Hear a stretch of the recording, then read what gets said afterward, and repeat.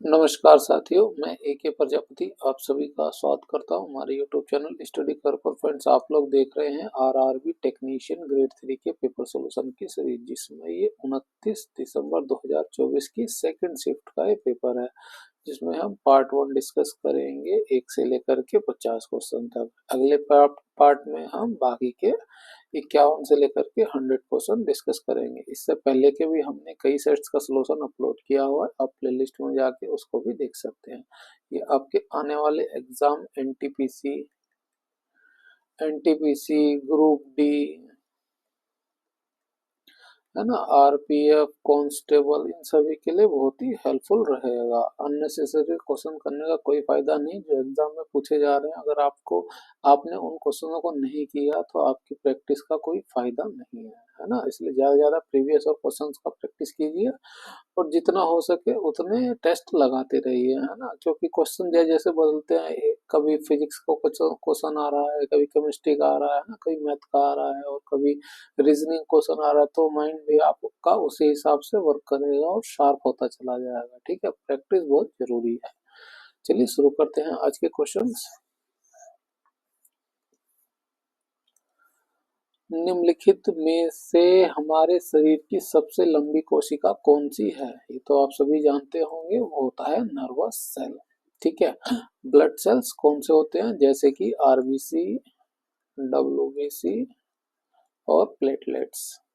ठीक है, आरबीसी क्या करते हैं? ऑक्सीजन को कैरी करते हैं। डब्ल्यूबीसी फाइटर्स होते हैं, है ना। और प्लेटलेट्स क्या होते हैं? ये रक्त का थक्का बनाते हैं, रक्त का थक्का बनाते हैं, है ना। आरबीसी क्या करते हैं? ऑक्सीजन कैरी करते हैं, ऑक्सीजन को लेकर जाते हैं। ठीक है, डब्ल्यूबीसी संक्रमण से लड़ते हैं ना, संक्रमण से लड़ते हैं, ये फाइटर्स है हमारे। ठीक है, और वसा सेल ये जो है एनर्जी को जो है ये फैट के रूप में स्टोर करते हैं। ठीक है, और अंडाणु जो है ये फीमेल पार्ट हो जाएगा। नेक्स्ट क्वेश्चन, ब्रायोफिल्म में कायिक प्रवर्धन किसके द्वारा होता है ना। कायिक प्रवर्धन 3 तरीके से होता है, जड़, तना और पत्तियां। ठीक है, अब देखेंगे पत्तियां केवल एक ही उसमें है ना। ये स्त्री केसर, पंखुड़ी, पुंकेसर, ये फ्लावर के पार्ट हो गए। ठीक है, तो केवल एक ही हमें मिला। आप इस तरह से भी ऑप्शन को कर सकते हैं, पत्तियों की कोर पर विकसित हुई कलियों के द्वारा। ठीक है, फ्लावर्स के पार्ट्स के बारे में डिस्कस कर लें। देखिए इस तरह से बना होता है ये। ठीक है, जो सबसे ऊपरी हिस्सा होता है इसे बोला जाता है स्टिग्मा। स्टिग्मा, ये जो लंबी सी पाइप होती है इसे बोला जाता है स्टाइल। और ये होता है ओवरी। ठीक है, इस ओवरी के अंदर होता है ओव्यूल। ठीक है, इन तीनों को ही मिलाकर के बोला जाता है पिस्टिल। ठीक है, जो कि ये हो गया। ठीक है, स्टामिन क्या होता है? स्टामिन होता है इसके साथ में ही जो है ना मेल पार्ट लगा रहता है ना। ये होता है एंथर और ये होता है फिलामेंट। ठीक है, इस एंथर में ही जो है कर्ण होते हैं, और ये जब ये कर्ण यहाँ से स्टिग्मा में पहुंचते हैं तो इसे ही परागण की क्रिया बोला जाता है। ठीक है, आप इसको भी याद रखिए। और इसके जो बाहर ये हरे, है ना, इस ओवरी को कवर करता है हरे रंग का पार्ट। ठीक है, जिससे ये टहनी निकली रहती है। और इसके बाद ये हो जाता है फूल वाला हिस्सा, जो फूल की पत्तियां होती हैं, है ना। इसको बोला जाता है पिटल, और ये फूल वाला पार्ट हो जाता है सीपल। ठीक है, आप इसको भी याद रखिए। ठीक है, तो मेल पार्ट के भी दो भाग होते हैं, एंथर और फिलामेंट, आप इसको भी याद रखिए, जो ये हो गया। ठीक है, नेक्स्ट क्वेश्चन, पौधों में लचीलापन किसके कारण होता है? वो होता है कोलेन काइमा के द्वारा। आप इसको याद रखिए ना। कोलेन काइमा में क्या होती है? सेल एक तो थिक होती है और ये लिविंग सेल होती है। ठीक है, और पैरेन्काइमा है ना, पैरेन्काइमा में क्या होता है कि सेल थिन होती है, थिन, और ये लिविंग होती है। ठीक है, और स्केलेनकाइमा में क्या होता है, सेल थिक होती है और ये डेड होती है। अब इसको याद रखिए, है ना। स्केलेनकाइम मजबूती प्रदान करता है, जैसे लचीलापन इकोलेनकाइमा करता है, उसी तरह से ये मैकेनिकल यांत्रिक सहारा देता है। नेक्स्ट क्वेश्चन,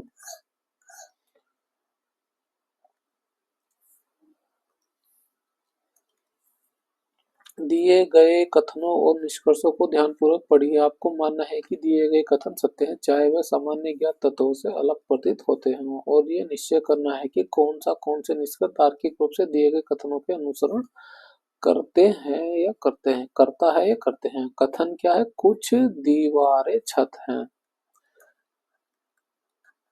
ये हो गई दीवारें और ये हो गई छत। ठीक है, कुछ बोला गया था तो हमने दोनों का थोड़ा थोड़ा सर्कल ऐड कर दिया, तो ये कुछ की कंडीशन हो गई। फिर कहा गया सभी छतें जो है बिल्लियां हैं, ये छत है ना, तो सभी छतें, तो ये पूरे का पूरा सर्कल इसमें कवर हो जाएगा। सभी छतें क्या हो गई, बिल्लियां हो गई, बिल्लियां। ठीक है, सभी बिल्लियां घास है, तो इसके इस सर्कल को भी कवर कर देगी ये। सभी घास जो है सभी बिल्लियां जो है घास हो गई। ठीक है, अब इसे निष्कर्ष निकालना। निष्कर्ष क्या दिया, कुछ घास दीवारें हैं, घास कहाँ है, ये रही, दीवारें ये रही, तो इसका ये सर्कल हो गया और इसका ये थोड़ा ही सर्कल आया, तो कुछ वाली स्टेटमेंट सही हो जाएगी, है ना। सेकंड स्टेटमेंट देखते हैं, निष्कर्ष क्या निकलेगा, सभी घास छतें हैं, घास कहाँ है, ये रही, छत ये रही। जब बाहर से अंदर की तरफ जाते हैं तो कुछ वाली स्टेटमेंट सही होती है, और यहाँ पे जो है सभी वाली होगी, तो ये गलत हो जाएगा। अगर इसमें इस तरह जब अंदर से बाहर की तरफ जाए तो कुछ ऑल वाली स्टेटमेंट सही होती है ना, बाहर से अंदर की तरफ कुछ वाली और अंदर से बाहर की तरफ ऑल वाली स्टेटमेंट, सभी वाली स्टेटमेंट सही होती है।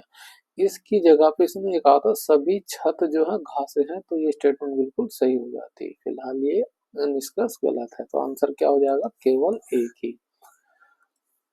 ऑप्शन 4 केवल निष्कर्ष एक का अनुसरण करता है।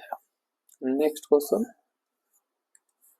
6 के 3 क्रमागत गुणजों का योग जो है 3240 है, सबसे छोटा गुणज ज्ञात कीजिए। देखिए क्रमागत का मतलब लगातार, 6 का गुणज, जैसे हम लिखे 6 है ना, तो इसका अगला क्या हो जाएगा, 12 हो जाएगा, और अगला 18 है ना, छिया। इसे हम ऐसे भी कह सकते हैं, ये 6 प्लस 6 है ना, और इसे क्या 6 प्लस 12 है ना। तो इस तरह से ये क्रमागत संख्या होगी 6 की, है ना। अगर हम इसको 6 को मान ले x, तो ये क्या हो जाएगी, अगली संख्या x प्लस 6 हो जाएगी, और उससे भी अगली संख्या क्या हो जाएगी, 6 प्लस 12।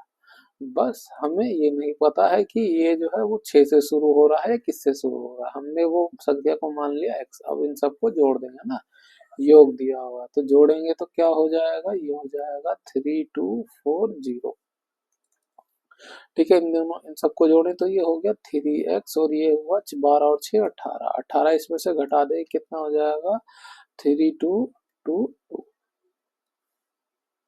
ठीक है, 3 से इसे भाग कर दें कितना हो जाएगा, ये 3 एकम 3, 3 सते 21, और क्या हो जाएगा, 3 चौक 12, एक जीरो आ जाएगी बीच में।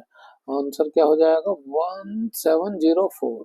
पूछा था सबसे छोटा गुण, सबसे छोटा गुण यही होगा, है ना। उसके बाद तो देखिए बढ़ता हुआ दूसरा गुण उससे ही बड़ा होगा, तीसरा गुण उससे भी बड़ा होगा, तो आंसर क्या हो जाएगा, 1704। या आप इसे ऑप्शन से भी कर सकते थे। ऑप्शन से कैसे, कि उसने दिया है 6 के 3 क्रमागत गुणजों का योग, है ना, 6 का 3 सबसे छोटा गुणज पूछा गया। अब जो भी संख्या वो 6 की गुणज होगी, है ना, और 6 को हम प्राइम फैक्टर करें तो ये 2 और 3 का हो, यानी कि वो संख्या जो है 2 और 3 से डिविजिबल हो। ठीक है, अब हम देखें ध्यान से, तो 2 से तो सारी संख्या ही डिविजिबल है, अब हमें 3 का बस चेक करना था, और 3 के लिए क्या होता है कि संख्याओं का जोड़ या तो 3 हो या 3 का मल्टीपल हो। ठीक है, तो हम इसे जोड़ें तो ये 5 और 1 6 हुआ, और 6 4 10, तो ये 3 का मल्टीपल नहीं हुआ, 3 से डिविजिबल नहीं होगा, तो ये कैंसिल हो गया। इसको जोड़ें, 7 और 1 8, 8 4 12, ये 3 से डिविजिबल है। है ना, इसको जोड़े 8 और 1 9 और 9 6 कितना हो जाएगा 15। तो ये 15 भी 3 से डिविजिबल है और यहाँ पे 6 और 1 7, ये डिविजिबल नहीं, तो ये भी कैंसिल हो गया, ये भी कैंसिल हो गया। पूछा क्या था सबसे छोटा, इन दोनों में देखिए दोनों ही डिविजिबल हमें संख्या मिली, लेकिन इन दोनों में सबसे छोटी संख्या कौन सी है, वो है ये, क्योंकि सबसे छोटी संख्या ही पूछी थी। तो ऑप्शन यहाँ पे हमारा ऐसे भी करेक्ट हो जाता। ठीक है, नेक्स्ट क्वेश्चन, क्रिकेट में वर्ल्ड चैंपियनशिप ऑफ लीजेंड 2024 का खिताब किस टीम ने जीता, वो जीता है भारत ने। जनरल क्वेश्चंस को करने की कोई जरूरत नहीं है ना, ये पूछे भी नहीं जाते हैं इतना। अभ्यास मलाबार 2024 में किस ऑस्ट्रेलियाई पोत ने भाग लिया, वो लिया है HMAS। नेक्स्ट क्वेश्चन, कॉपर के वैद्युत अपघटनी परिष्करण में निम्नलिखित में से किस वैद्युत अपघटनी का उपयोग किया जाता है ना, जिसका जो है ना, जिस मेटल का जो है वैद्युत अपघटन करना होता है उसी का ही एसिडिक लेते हैं, है ना। एसिडिक क्या हो जाएगा उसका, CuSO4, जैसे होता है ना H2SO4, बस आप ये समझ लीजिए। अब जिसका जो आएगा, जिस धातु का हमें विद्युत परिष्करण करना उसकी जगह पे ये हो जाएगा मेटल, ठीक है, CuSO4। दूसरा धातु होता तो उसका भी एसिडिक लेते, तो यहाँ पे ऑप्शन 2 हमारा करेक्ट हो जाएगा। नेक्स्ट क्वेश्चन, बिस्कुट के एक टिन का भार 1 केजी 750 ग्राम है, ऐसे 60 टिनों का कुल भार कितना होगा। आंसर केजी में दिया हुआ, ये ग्राम में है तो इसे कन्वर्ट कर लेंगे ग्राम केजी में। 1 केजी बराबर कितना होता है, 1000 ग्राम, तो सभी को मालूम ही होगा। ठीक है, तो इसे भाग कर देंगे हम 1000 से, तो ये केजी में कन्वर्ट हो जाएगा, कितना हो जाएगा 1 पॉइंट, इसे भाग करेंगे 0 से 0 कट जाएगी 0.75 हो जाएगा, है ना। इसको भाग करेंगे तो हो जाएगा 0.75, ये एक है तो ये जोड़ जाएगा 1.75 केजी। ऐसे 60 टिनों का कुल भार कितना है, तो कुल 60 टिनों का भार निकालना है तो 7 से गुणा कर देंगे। ठीक है, अब लास्ट में देखिए पूरी पूरी गुणा ही करनी पड़ेगी, तो क्या हो जाएगा 7 पचे 35, 35 का 5 हासिल 3, 749, 49 और 3 कितना होता है 52, 52 का क्या हो जाएगा 2 हासिल 5, 7 एकम 7 5 12, 12.25, ऑप्शन 4 हमारा यहाँ पे करेक्ट हो जाएगा। नेक्स्ट क्वेश्चन, चीनी के मूल्य में 6.25% की कमी करने पर एक व्यक्ति जो है 120 रुपए में 1 केजी चीनी अधिक खरीद सकता है। चीनी का प्रति किलोग्राम घटा हुआ मूल्य ज्ञात कीजिए। ठीक है, अब देखिए जो जो भी वस्तु रही होगी वो 100% रही होगी, है ना, जो भी रेट रहा होगा उसका 100% रहा होगा। अब उसमें जो है 6.25% की कमी करने पे क्या हो रहा है कि उसे 1 केजी चीनी जो है फालतू मिल रही है। ठीक है, अब हम इसको पूरे का पूरा 100% कर दें तो ये कितना हो जाएगा, 100% में गुना करें कि कितना हो जाएगा, इस पे 2 से गुणा करें ये 12.5 हो जाएगा, और फर्दर 2 से गुणा करें 25, और 25 में 4 की गुणा, यानी 4 की गुणा करेंगे 25 हो जाएगा, है ना, 6 चौक 24 और ये 25 हो जाएगा, और फर्दर 4 की गुणा करते 100, तो यानी कि ये हो जाएगा 100%, है ना। सेम जितनी इसमें गुणा करिए उतनी इसमें गुणा हो जाएगी, गुणा कर देना 16 हो जाएगा। तो अगर हम इसको 100% की कमी कर दे तो वो जो है 16 केजी चीनी अधिक खरीद पाएगा, यानी कि पहले जो है ना, अब पहले जो है वो खरीद पा रहा था 15 केजी, अब वो खरीद पा रहा है 16 केजी, है ना, ये हो गया एक्चुअल। अब पूछा है चीनी का प्रति किलोग्राम घटा हुआ मूल्य, घटा हुआ मूल्य यानी कि नया मूल्य, नया मूल्य किस पर निकलेगा, इस पर, क्योंकि इसमें 1 केजी ऐड है ना, 120 रुपए में वो खरीद रहा था, तो 120 को हम भाग कर देंगे 16 केजी से, भाग करेंगे कितना हो जाएगा ये 7.5 केजी, है ना। 4 से भाग करेंगे 4 बार में, और ये 4 तिया 12 30, फर्दर से भाग करेंगे 7.5 केजी हो जाएगा, ऑप्शन 3 हमारा करेक्ट हो जाएगा। अगर ये पूछता है यहाँ पे पुराना मूल्य कितना होगा, है ना, तो 120 को हम पुराने वेट से, पुराना कितना होता, वो होता 15 केजी, तो 15 से भाग कर देते हैं। ठीक है, नेक्स्ट क्वेश्चन देखिए, देखिए एक ये दिया हुआ है प्लस में और सेम वैल्यू को दिया है माइनस में, का मान ज्ञात करना है। तो इसको हम मान ले ए, और तो क्या हो जाएगा ए प्लस बी हो जाएगा, और ये क्या हो जाएगा ए माइनस बी, है ना। इस वैल्यू को हमने मान लिया कि ये ए है और इसको मान लिया बी है, तो ये क्या हो जाएगा ए स्क्वायर माइनस बी स्क्वायर। ठीक है, तो ए का स्क्वायर क्या होगा 1 0, 3 0 है बीच में, और एक का स्क्वायर माइनस 12 का स्क्वायर। ठीक है, अब देखिए इनको घटाने की जरूरत तो है नहीं क्योंकि सब में लास्ट डिजिट तो सेम ही आ रहे हैं, है ना। बस देखना कितना है, हमें चेक क्या करना है कि कितने डिजिट तक है, उसको कैसे करें, आपको कंफ्यूज कर रहा होगा। ये एक है, बस इस एक को आप हटा दीजिए, है ना। आप मान लीजिए है ही नहीं, तो कितनी हो जाती है 4 जीरो हो जाती है। और जब इसका स्क्वायर करेंगे तो जितनी जीरो है उतनी ही जीरो और ऐड हो जाएंगी। ठीक है, अब गिन लीजिए 4 4 8 8 जीरो होनी चाहिए, यानी कि एक के बाद 8 तक वैल्यू आएगी, है ना। अब इसमें से इसको घटाना ही तो हमें, तो देखिए 8 डिजिट किस में आ रहे हैं, इसमें एक को छोड़ के 1 2 3 4 5 6 7 8, है ना। इसमें एक कम आ रहा है, इसमें इसमें एक ज्यादा आ रहा होगा, 1 2 3 4 5 6 7 8 9, है ना। इसमें वही हो रहा है, तो आंसर क्या हो जाएगा, ऑप्शन 3 हमारा यहाँ पे करेक्ट हो जाएगा। नेक्स्ट क्वेश्चन, यदि प्लस और माइनस को आपस में बदल दिया गया तो निम्नलिखित समीकरण में क्वेश्चन मार्क के स्थान पर क्या आएगा, है ना। प्लस और माइनस को आपस में बदल दिया जाए, ये प्लस हो जाए और ये माइनस हो जाए। ठीक है, बस अब इसको सोल्व कर लीजिए। पहले भाग करेंगे, है ना। भाग करेंगे 3 बार में चला जाएगा, 7 3 हो जाएगा 21। पहले था 23, 23 प्लस 21 माइनस 17, इसको घटाएंगे कितना हो जाएगा 4, 23 प्लस 4 कितना हो जाएगा, जोड़ेंगे 27। ऑप्शन 1 हमारा यहाँ पे करेक्ट हो जाएगा। नेक्स्ट क्वेश्चन, दो उम्मीदवारों के बीच हुए एक चुनाव में जीतने वाले उम्मीदवार को 1854 मत प्राप्त हुए, जबकि हारने वाले उम्मीदवार को 618 प्राप्त हुए। ठीक है, दोनों उम्मीदवारों को प्राप्त कुल मतों का कितना प्रतिशत जो है जीतने वाले उम्मीदवार को प्राप्त हुआ। ठीक है, तो जीतने वाले को पूछा, जीतने वाले को मिले हैं 1854 मत, वो ऊपर आ जाएगा। प्रतिशत निकालना तो बटे में आती है टोटल वैल्यू, है ना। इसको और इसको जोड़ देंगे, कितना हो जाएगा 8 4 12 हासिल 1, 5 और 1 6 और 1 7 हो जाएगा। ठीक है, 18 18 और 6 कितना हो जाएगा, ये जाएगा 24। ठीक है, प्रतिशत निकालना उसका 100% से, बस 3 से भाग करेंगे या 6 से भाग करें, 6 से ये चला जाएगा, 6 3 18 और ये 9 12 बीच में एक जीरो आ जाएगी। ठीक है, 6 से इसे भाग करें, 6 चौक 24 और 6 एकम 6 6 दूनी 12। ठीक है, अब देखें इसे 3 से अगर इसको मैं लिखूं, इसकी जगह पे 3 गुणा 103 हो जाएगा ये।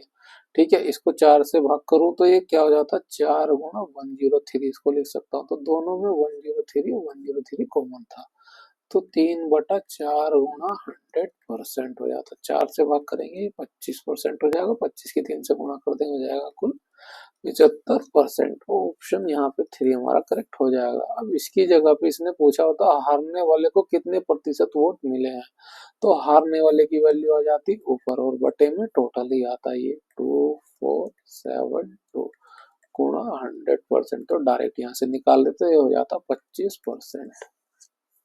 ठीक है, नेक्स्ट क्वेश्चन,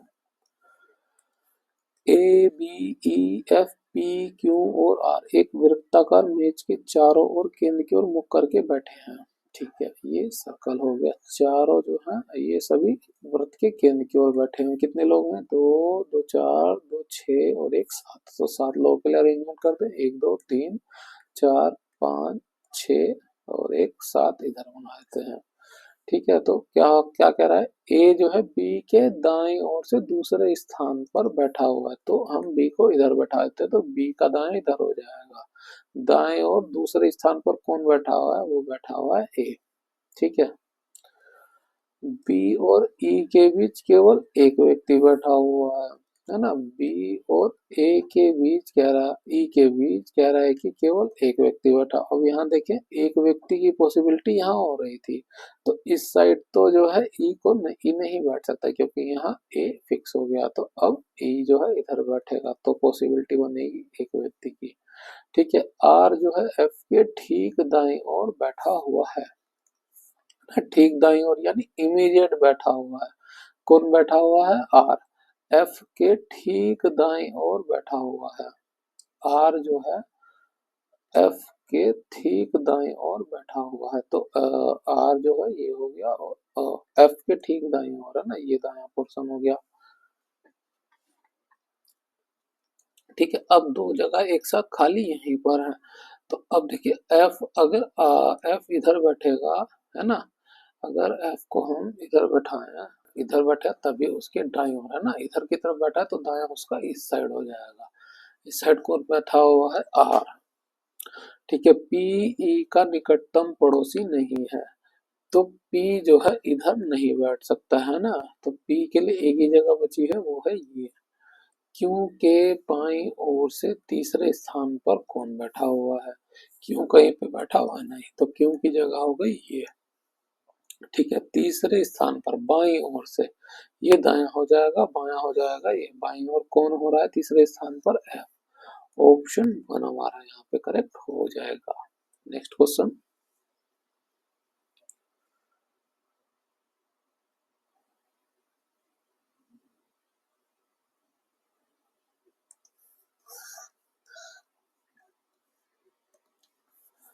अमोनियम सल्फेट का रासायनिक सूत्र क्या होता है? वो होता है NH4 ब्रैकेट में 2SO4, है ना। अमोनियम, उसमें NH4 आता है।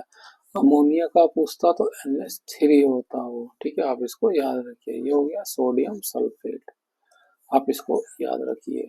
Next question. एक संतति कोशिका में गुणसूत्रों की संख्या किस प्रक्रिया द्वारा आधी हो जाती है? वो होती है अर्धसूत्री विभाजन द्वारा, है ना। और समान किस में होती है? वो होती है सूत्री कोशिका विभाजन, इसे बोलते हैं समसूत्री विभाजन। ठीक है, नेक्स्ट क्वेश्चन। किसी दर्पण की वक्रता त्रिज्या जो है प्लस में 20 सेंटीमीटर है, तो इस दर्पण का फोकस दूरी प्रकृति ज्ञात कीजिए। देखिए, इसको तो चाहे आप, अगर आपको प्लस और माइनस याद है तो भी कर सकते हो, और नहीं तो आप इस तरह से भी आप स्केच को बनाए। ये मान लीजिए मैंने इस तरह से ये बनाया, ठीक है। ये क्या हो गया? ये एक अवतल है, अवतल दर्पण हो गया, है ना। और जो है दूरी जो है उसके पोल से मेजर की जाती है। अब इस केस में क्या होगी? लाइट इधर से आएगी और हम मेजर करेंगे पोल से इधर, इस साइड, है ना। वक्रता केंद्र तो इधर होगा, हम इधर अपोजिट मेजर करेंगे, तो ये हो जाती है वैल्यू माइनस में। ठीक है ना। वक्रता केंद्र होना चाहिए था यानी कि माइनस में, तब होता है ये, यानी कि ये वो पॉसिबिलिटी है ही नहीं, तो अवतल तो होगा ही नहीं, तो ये कट जाएगा, ये कट जाएगा। अब बचा है क्या? उत्तल। उत्तल क्या है? और फोकस दूरी क्या होती है? फोकस दूरी होती है वक्रता केंद्र का आधा। ये तो आपको मालूम ही होगा, तो 20 को 2 से भाग करें, क्या हो जाएगा? 10। 10 सेंटीमीटर उत्तल। ऑप्शन 3 हमारा करेक्ट हो जाएगा। इसको स्केच बनाते हैं। ये होता है अवतल दर्पण, है ना। इसमें क्या होता है कि ये इसका पोल होता है, ठीक है, और इसका वक्रता केंद्र बनेगा इधर कहीं, है ना।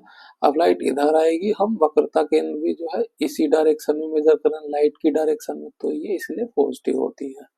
ठीक है, तो आंसर क्या हो जाएगा? ऑप्शन 3 का पॉजिटिव 10 सेंटीमीटर उत्तर। ये सिंबल्स को तो आप वैसे भी याद ही रखिए, है ना। अब हर बार बना के तो नहीं देखेंगे, तो प्लस जो है किस में आएगा? वो उत्तल में आएगा, और माइनस जो है अवतल में आएगा। ठीक है, और फोकस दूरी त्रिज्या का आधा होती है। Next question. परिवहन से संबंधित निम्नलिखित में से कौन से कथन सही है? धमनियां वे वाहिकाएं होती हैं जो रक्त को हृदय से शरीर के विभिन्न अंगों तक ले जाती हैं। बिल्कुल सही है ना। सही पूछा गया तो ये बात बिल्कुल सही है। धमनियों की दीवारें पतली और लोचदार होती है नहीं, है ना। जो है हृदय से जो है शरीर तक जा रहा है, तो प्रेशर उसमें ज्यादा होता है, तो इसलिए उसकी दीवारें पतली नहीं होती है, वो मोटी होती हैं। वो लोचदार नहीं, वो सख्त होती हैं। ठीक है, तो क्या हो जाएगा, ये स्टेटमेंट गलत हो जाएगी। तीसरा देखिए, सिराओं में कपाट होते हैं जो ये सुनिश्चित करते हैं कि रक्त केवल एक ही दिशा में प्रवाहित हो। हाँ बिल्कुल सही है ना, क्योंकि सिराओं में जो है कम प्रेशर होता है ना, तो वो जो है वापस जो है, मान लीजिए आप खड़े हैं तो क्या होगा कि जो है अब रक्त जो है आपका पैरों में है तो पैरों से वापिस आना है, अब इसे गुरुत्वाकर्षण के विरुद्ध काम करना है। तो एक ही दिशा में ये प्रवाह हो, इसे सुनिश्चित करते हैं कपाट, इसीलिए कपाट होते हैं सिराओं में। तो ये स्टेटमेंट सही है, और ये भी पहला और तीसरा ऑप्शन, आंसर क्या हो जाएगा, ऑप्शन 1 का पहला और तीसरा। नेक्स्ट क्वेश्चन, ए का अर्थ माइनस है, बी का अर्थ गुणा है, सी का अर्थ प्लस है, डी का अर्थ माइनस है, तो निम्नलिखित में से किसका परिणाम 26 होगा। ये थोड़ा सा एक कैलकुलेटिव हो गया, लास्ट में ऑप्शन दिया तो यानी सारे कैलकुलेशन करने के बाद। तो सी का अर्थ प्लस है, हम ऑप्शन इसमें चेक कर लेते हैं, ये हो गया प्लस, ए का अर्थ हो गया भाग, और बी का अर्थ क्या हो गया गुणा, और डी का अर्थ हो गया माइनस। तो पहले भाग करते हैं, ठीक है, ये भाग करेंगे 17 हो जाएगा, ठीक है, फिर गुणा कर देंगे, कितना हो जाएगा, 5 चौक 20, तो 20 माइनस क्या हो जाएगा 17, और प्लस में है 29, है ना। इसको इसमें से घटा देंगे, कितना हो जाएगा, माइनस का 3, माइनस का 3 इसमें से घटा देंगे, क्या हो जाएगा 26, ये आ रहा है परिणाम 26। तो ऑप्शन 4 हमारा करेक्ट हो जाएगा, थोड़ा सा कैलकुलेटिव बना दिया क्वेश्चन को बस। नेक्स्ट क्वेश्चन, कफ सिरप में निम्नलिखित में से किस अल्कोहल का प्रयोग किया जाता है, वो किया जाता है एथेनॉल का। ठीक है, इसके लिए फॉर्मूला क्या होता है आप याद रखिए, CnH2n प्लस 1OH, है ना, अल्कोहल आ जाए तो OH होता है लास्ट में। ठीक है, मैथ का मतलब होता है एक, एन की वैल्यू होती है एक, तो इसमें रखें तो क्या हो जाएगा, सी हो जाएगा, और क्या हो जाएगा, 2 1 3 हो जाएगा, C3OH, ये होता है मैथेनॉल का फॉर्मूला। एथ एथ का मतलब होता है कार्बन 2 है, तो यहाँ पे एन की वैल्यू 2 हो जाएगी, तो क्या निकलेगा C2H5OH। ठीक है, आप इसको याद रखिए। प्रोपेनॉल में प्रोप का क्या मतलब होता है कि इसमें कार्बन 3 हैगा, ओल का मतलब ये फॉर्मूला है ना, इस फॉर्मूले में हम एन की वैल्यू 3 रख दें तो क्या हो जाएगा, C3 3 दूनी 6 और 1 7 H7OH। ठीक है, आप इसको याद रख सकते हैं इस तरह से। एथेनोइक है ना, एथेनोइक एसिड, इसका फॉर्मूला क्या होता है, COOH। एथ बोला गया है ना, अभी हमने डिस्कस किया, एथ में होता है कार्बन 2, तो एक कार्बन तो ये हो गया, अगला कार्बन एक इधर आ जाएगा। ठीक है, इसकी जो वैलेंसी निकाले तो यहाँ पे हाइड्रोजन 3 हो जाएंगे, क्या हो जाएगा, CH3COOH, ये इसका फॉर्मूला हो जाएगा। आप इसको याद रखिए, है ना। फिलहाल यहाँ पे आंसर क्या हो जाएगा, ऑप्शन 1। नेक्स्ट क्वेश्चन, त्रिभुज एबीसी में डी पर बीडी जो है परपेंडिकुलर है एसी, है ना, बीडी जो है परपेंडिकुलर बना रहा है एसी पर। ठीक है, पहले त्रिभुज बनाते हैं,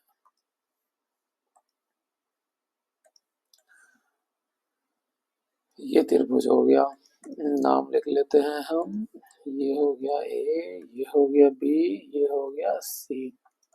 ठीक है, बीडी जो है परपेंडिकुलर है एसी पर, एसी ये रहा तो परपेंडिकुलर है, यानी कि उसके सेंटर से गुजरेगा तभी वो परपेंडिकुलर बना पाएगा। ठीक है, और क्या दिया हुआ है, एंगल दिया हुआ है, ये डी हो गया, है ना, डी बी सी, डी ए रहा, बी ए रहा, सी ए रहा, है ना, तो बीच वाले का एंगल, जो वैल्यू बीच में होती है उसका एंगल ये बता दिया, ये हो गया 54 डिग्री। ठीक है, और ई जो है बी सी पर एक बिंदु है, बी सी किधर है, बी सी ये रहा, यहाँ पर कहीं एक बिंदु है, ये नहीं बताया कहाँ पर है ना, सेंटर पे भी हो सकता है, कहीं हो सकता है, हमने मान लिया यहाँ पे है, वो बिंदु है ई। ठीक है, और एंगल दिया हुआ है CAE, CAE,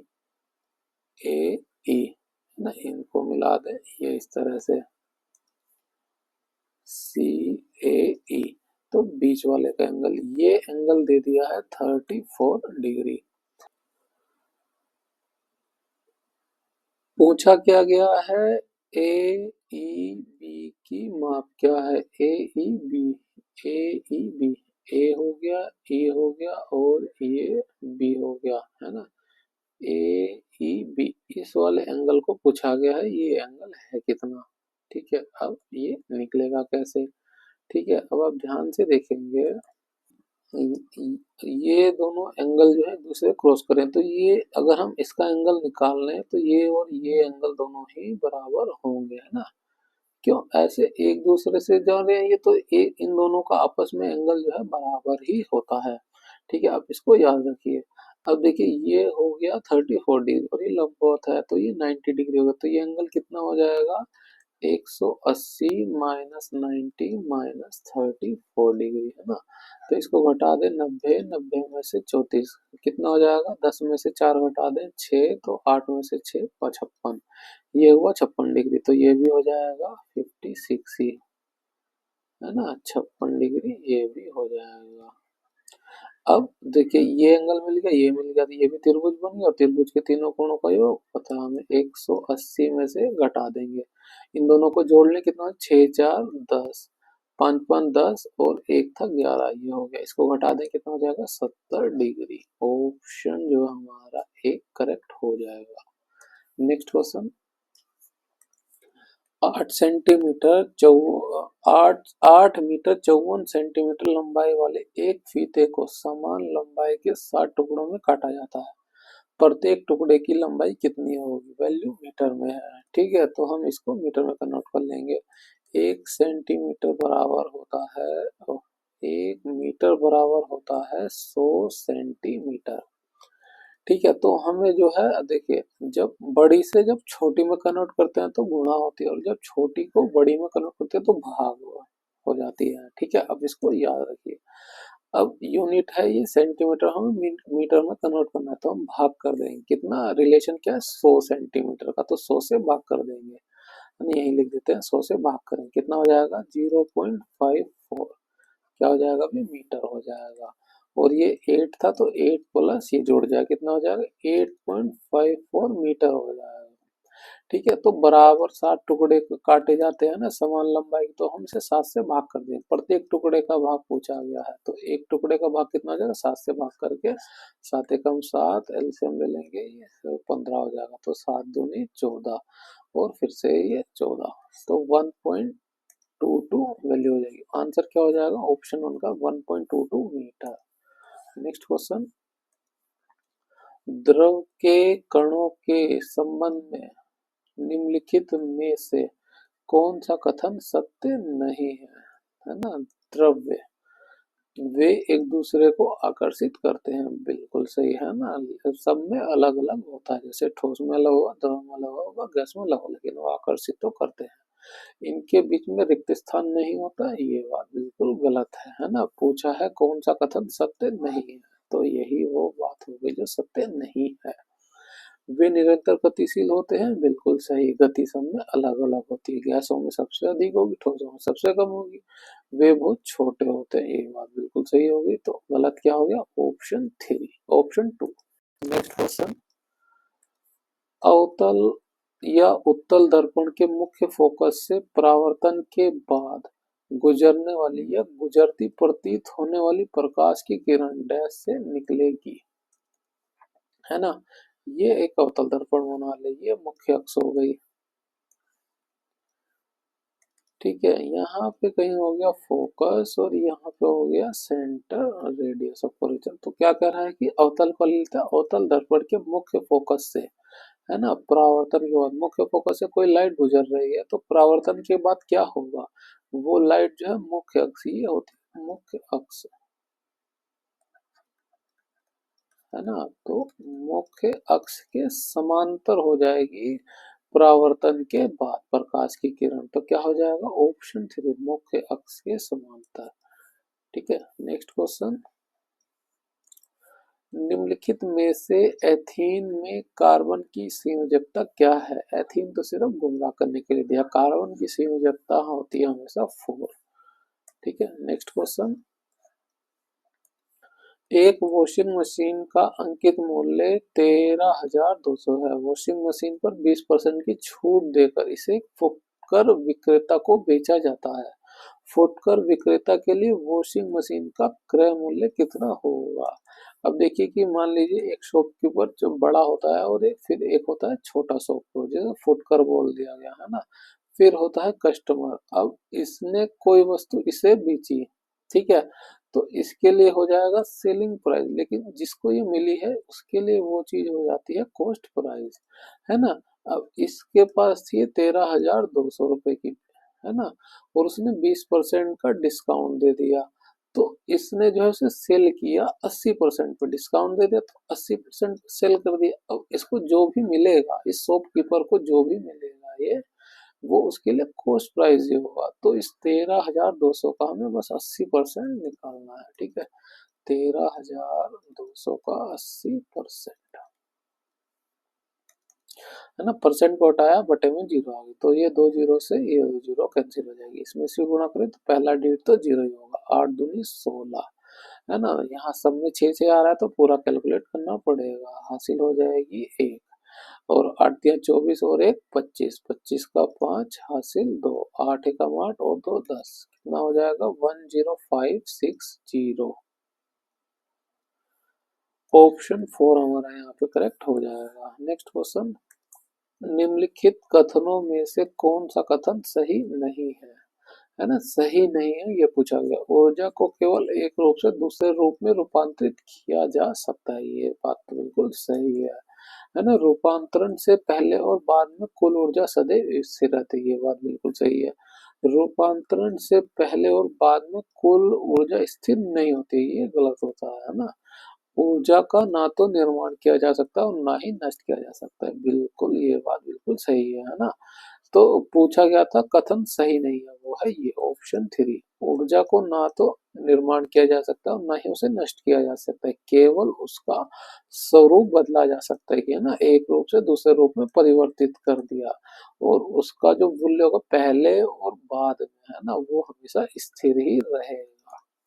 तो यहाँ पे सही नहीं है वो बताना था, तो यहाँ पे ऑप्शन 3 करेक्ट हो जाएगा हमारा। नेक्स्ट क्वेश्चन, यदि एक व्यक्ति 45 किलोमीटर प्रति घंटे की चाल से 90 किलोमीटर की दूरी और 50 किलोमीटर प्रति घंटे की चाल से 150 किलोमीटर की दूरी तय करता है, तो संपूर्ण यात्रा में उसकी औसत दूरी, औसत चाल क्या होगी, है ना। अलग अलग जो है दूरी तय कर रहा है, तो यहाँ पे औसत चाल क्या हो जाएगी, एवरेज स्पीड बराबर क्या हो जाएगा, कुल दूरी बटा क्या हो जाएगा, कुल समय। कुल दूरी कितनी हो जाएगी, 90 और ये 150 जोड़ देंगे कितना हो जाएगा, अगर 100 होता तो 250 होता, तो ये 90 240 हो जाएगा। कुल समय निकालना है, तो समय क्या होता है, distance equal to time equal to distance upon speed हो जाएगा, है ना। पहले केस में टाइम निकालें तो क्या हो जाएगा, डिस्टेंस हो गई 90 किलोमीटर की, स्पीड हो गई 45, भाग करेंगे तो 2 बार में चला जाएगा, 2 घंटे समय निकला, ठीक है। इसमें निकालें 50 किलोमीटर की स्पीड से जो है 150 किलोमीटर की दूरी, तो 150 मीटर की दूरी हो गई और 50 किलोमीटर की स्पीड से चल रहा है, तो क्या हो जाएगा, 3 बार में चला जाएगा, ये हो गया 3, 3 दूनी 5, है ना, इसको एक बार में लिख दें, ये हो गया 5। समय लगा उसे 5 घंटे का, है ना, ऊपर नीचे 2 से गुणा कर दे, 5 दूनी 10, ये 0 कट जाएगी, इसकी गुणा कर दे हो जाएगा 48। एवरेज स्पीड होगी उसकी 48 किलोमीटर प्रति घंटा। ऑप्शन 2 हमारा यहाँ पे करेक्ट हो जाएगा। नेक्स्ट क्वेश्चन, जैव उत्प्रेरक के उपयोग से जटिल पदार्थों को सरल पदार्थों में तोड़ दिया जाता है, जिन्हें क्या कहते हैं, वो होते हैं एंजाइम। क्या किसे तोड़ते हैं, कार्बोहाइड्रेट को, फैट को, प्रोटीन को, है ना, तेल भी जो है फैट का ही एक फॉर्म होता है। नेक्स्ट क्वेश्चन, अपनी समृद्ध सांस्कृतिक विरासत के लिए प्रसिद्ध भारत का पहला यूनेस्को साहित्य का शहर निम्नलिखित में से कौन सा है, वो है कोझिकोड। करंट अफेयर्स को आप इतना मत ही याद रखिए, है ना, ये पूछे भी नहीं जाते हैं सेम तरह के एग्जाम में, तो बिल्कुल भी नहीं। राष्ट्रीय मानवाधिकार आयोग ने केंद्र, राज्य और केंद्र शासित प्रदेशों के प्रशासनों को विधवाओं के कल्याण और उनके मानवाधिकार की सुरक्षा सुनिश्चित करने के लिए, जिसमें प्रत्येक जिले में विधवा प्रकोष्ठ की स्थापना भी शामिल है। परामर्श कब जारी किया? वो किया जून 2024 में। नेक्स्ट क्वेश्चन, किस वार्षिक साधारण ब्याज की दर पर कोई धनराशि 8 वर्ष में दोगुनी हो जाएगी? है ना, कोई धनराशि पहले जो भी रही हो वो रहेगी हमेशा 100%, दुगनी हो जाएगी, यानी कि वो हो गई अब 200%। है ना, दुगनी हो गई, इसका दुगना कर दें क्या हो जाएगा 200%। अब देखिए जो भी होगा प्रिंसिपल होगा, और बढ़ा जो होगा वो सिंपल इंटरेस्ट की वजह से ना, साधारण ब्याज, तो वो इंटरेस्ट की वजह से ही बढ़ा है। कितना इंटरेस्ट मिला हो इस पर? 100% का। है ना, प्रिंसिपल अमाउंट, प्रिंसिपल परसेंटेज निकाल देंगे, क्या आ जाएगा? इंटरेस्ट परसेंटेज आ जाएगा, कितना हुआ? 100%। इंटरेस्ट परसेंटेज क्या होता है? रेट इंटू टाइम होता है। ठीक है, पूछा क्या गया है कि वार्षिक दर ही पूछी गई है। समय कितना लग रहा है? 8 साल का, तो क्या हो जाएगा? रेट टाइम, टाइम तो मिलेगा 8, 8 से इसे भाग करेंगे, कितनी बार में चला जाएगा? 12.5। ठीक है, तो रेट हो जाएगा 12.5% का। ऑप्शन 2 हमारा करेक्ट हो जाएगा यहाँ पे। नेक्स्ट क्वेश्चन, निम्नलिखित में से कौन सा एक जैव निम्नीकरण पदार्थ है ना, मृत पदार्थ, जो समय के साथ जो है नष्ट हो जाती है चीजें, वो जैव निम्नीकरण पदार्थ कहलाती हैं। ठीक है, बैग, कांच और मेटल ये समय के साथ नष्ट नहीं होती है, आप इसको याद रखिए। एक प्रतिरोध की प्रतिरोधकता, है ना, प्रतिरोध की प्रतिरोधकता वो उसकी मटेरियल प्रॉपर्टी होती है, वो उसके काटने, लंबाई बढ़ाने से उससे इफेक्ट नहीं होती है। ठीक है, आप इसको याद रखिए। इस प्रतिरोधक को 3 बराबर भागों में काटा जाता है, तो यहाँ पे काट दिया जा रहा है। प्रत्येक भाग की प्रतिरोधकता क्या होगी? उसकी मेटल प्रॉपर्टी होती है, तो मेटल तो अभी वही है, तो प्रतिरोधक क्या हो जाएगी इसकी? यही हो जाएगी रो भी। नेक्स्ट क्वेश्चन, नीचे एक कथन दिया गया है जिसके बाद एक और दो क्रमांकित दो संभावित कारण दिए गए हैं। कथन को ध्यानपूर्वक पढ़िए और निश्चय कीजिए कि दोनों में से कौन सा कारण कथन में दी गई घटना अवलोकन जानकारी की व्याख्या करता है। कथन क्या है? ध्वनि प्रदूषण एक अदृश्य खतरा है, इसे देखा नहीं जा सकता, लेकिन इसके बावजूद भी यह जमीन और समुद्र के नीचे दोनों जगह मौजूद है। ध्वनि प्रदूषण को कोई भी अवांछित या परेशान करने वाली ध्वनि माना जाता है जो मनुष्य और अन्य जीवों के स्वास्थ्य और कल्याण को प्रभावित करती है। कारण क्या है इसका? इसके कुछ प्रमुख कारण जो है वाहन, विमान, औद्योगिक मशीन, लाउड स्पीकर, पटाखे आदि हैं। बिल्कुल सही कारण है ये। उच्च मात्रा में प्रयोग किए जाने वाले कुछ अन्य उपकरण भी ध्वनि प्रदूषण में योगदान करते हैं, जैसे टेलीविजन, ट्रांजिस्टर, रेडियो आदि। ये भी बिल्कुल सही है, तो दोनों ही कारण जो ध्वनि प्रदूषण है। आंसर क्या हो जाएगा? ऑप्शन 3 का 1 और 2 दोनों संभावित कारण है। नेक्स्ट क्वेश्चन,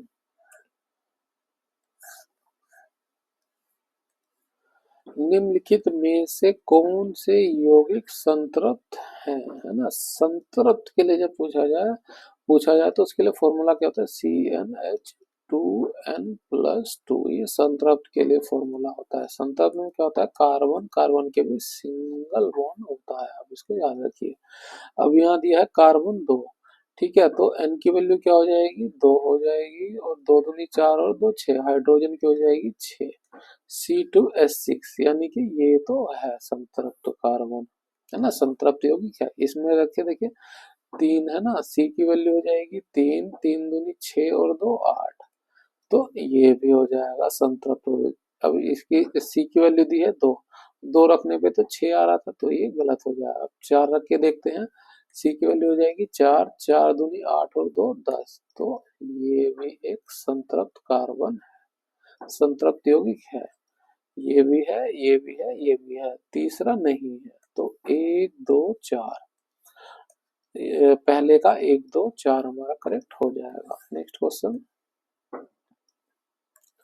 सही कथन का चयन कीजिए। जब एक लड़की का जन्म होता है तो अंडाशय में पहले से ही हजारों और अपरिपक्व अंडे होते हैं। बिल्कुल सही, ये सही हो जाएगा। दूसरा देखिए, अंडवाहिनी गर्भाशय का निर्माण करती है, नहीं, ये भी गलत हो जाएगा। अंडाशय द्वारा प्रति माह अनेक अंडों का उत्पादन होता है, नहीं।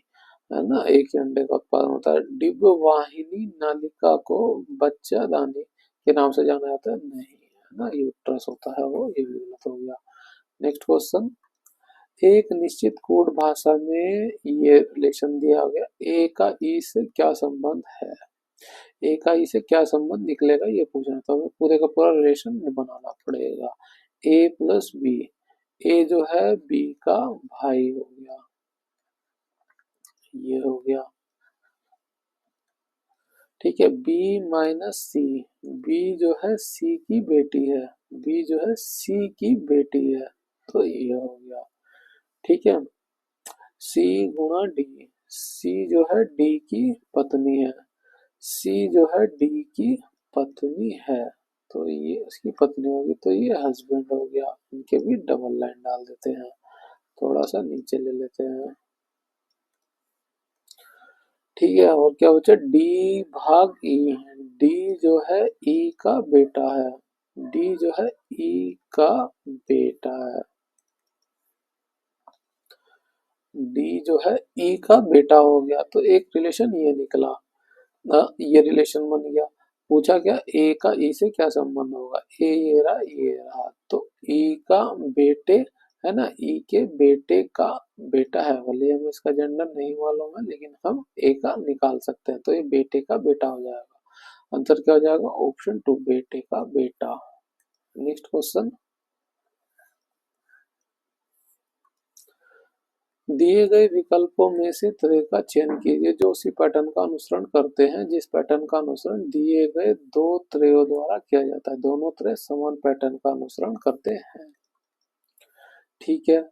तो यहाँ पे हम इसका और इसका डायरेक्ट रिलेशन देखें तो क्या हो जाएगा, ये हम इसको देखते हैं, यहाँ पे देखिए तीसरे नंबर पे आ रहा है ना, एफ को देखिए यहाँ तीसरे नंबर पे आ रहा है, यहाँ देखिए एन, एन जो है यहाँ तीसरे नंबर पे आ रहा है, जी यहाँ तीसरे नंबर पे नहीं आ रहा है, तो ये कट जाएगा।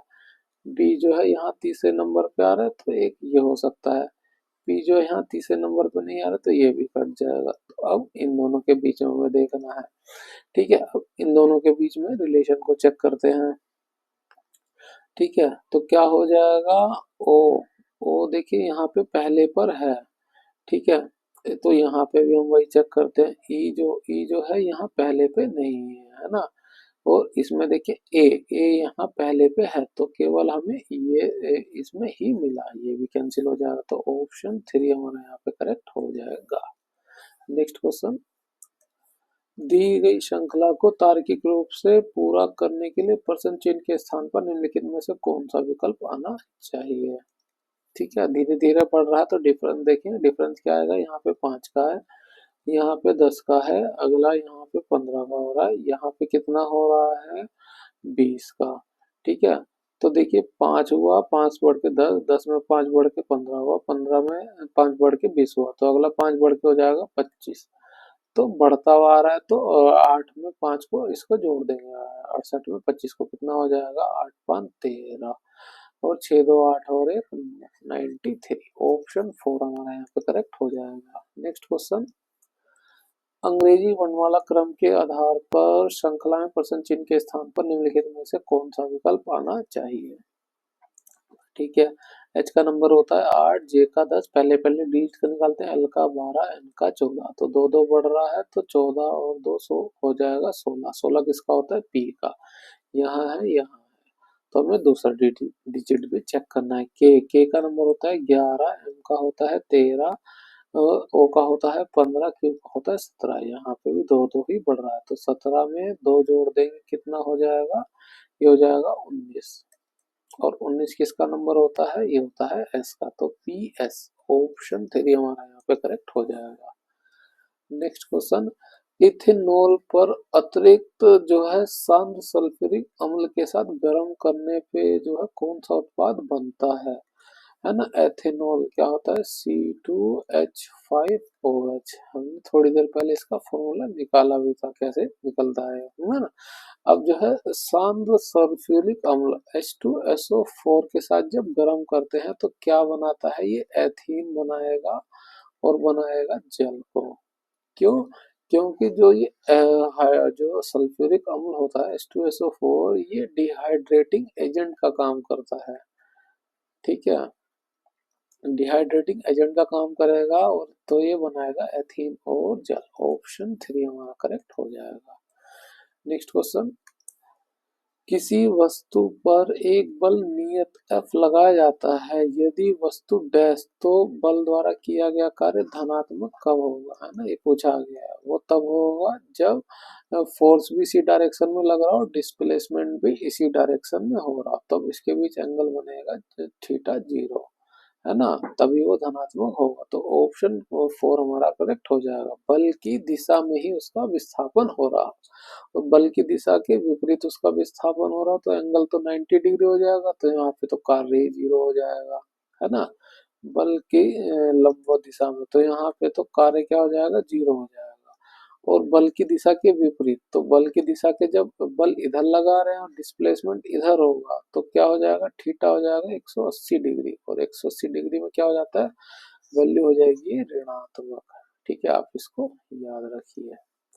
नेक्स्ट क्वेश्चन, यहाँ पे हमें इनमें रिलेशन लगाना, जो रिलेशन इसमें लगा वही इसमें लगाना है। ठीक है, अब देखिए यहाँ पे छोटी छोटी संख्याएं हैं, तो 92 और 56 का हम गैप चेक करें, कितना हो जाएगा, 12 में 6 घटाएंगे 6, 8 में से 3 5 घटाएंगे तो 36 हो जाएगा। तो यहाँ पे भी हमें वही चेक करना है, 84 में से 36 को घटा दें, कितना हो जाएगा, 14, 14 में से 6 घटा दे तो ये 8 हो जाएगा। ठीक है, और क्या हो जाएगा, ये 5, और 7, 7 में से 3 घटा दें 4, 48 ये इसमें आ रहा है। तो ऑप्शन 2 हमारा यहाँ पे करेक्ट हो जाएगा। Next question,